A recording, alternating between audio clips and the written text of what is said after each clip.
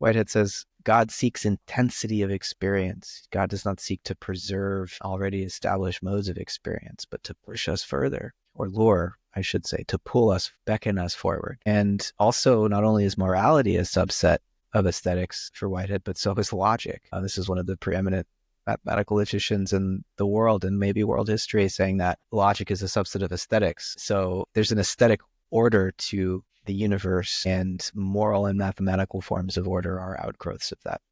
Maths is music in a sense. And, how this affects me personally, I find it deeply inspiring. And, I've been on a journey in my life from Judaism, at least my grandparents on my dad's side, and Christianity coming from my mom, and became a pretty obnoxious materialist atheist in my teens, and then discovered the psychology of religion and through Carl Jung, and read some Alan Watts, and got interested in Buddhism and Taoism and Zen. But then, as I went through my 20s, had some experiences and started to think more deeply about the importance of personal type of divinity. And all of a sudden, in studying like esoteric and mystical forms of Christianity, this whole idea of incarnation started to resonate with me more deeply than it had before.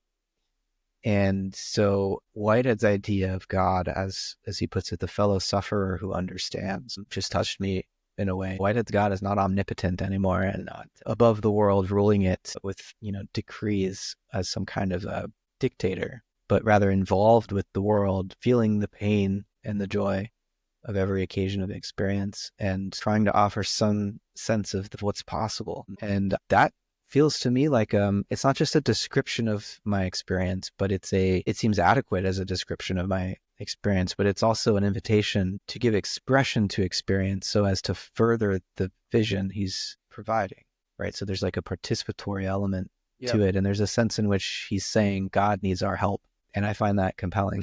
Yeah. For some people, they're like, I want God to be in charge and like make it all okay. I'm like, that's such a boring, inadequate way of understanding human life. Like, what's there for us to do if God's already in charge? And why should there be evil? I mean, if God's actually omnipotent, then I'm fucking pissed at that God. Yeah, that's really beautifully put. And it kind of makes me think that we're all gods in the making, and God wants allies rather than slaves or worshippers. Right. That's well said. Yeah. Maybe. Sorry, go on and sing. I lost the phrasing for a second, but I was thinking the same thing. I was specifically thinking that it's almost like God is trying to nurture us towards being co-creators, Right. Not jealously guarding power, but saying, here, like, let's do this. That just gave me goosebumps. So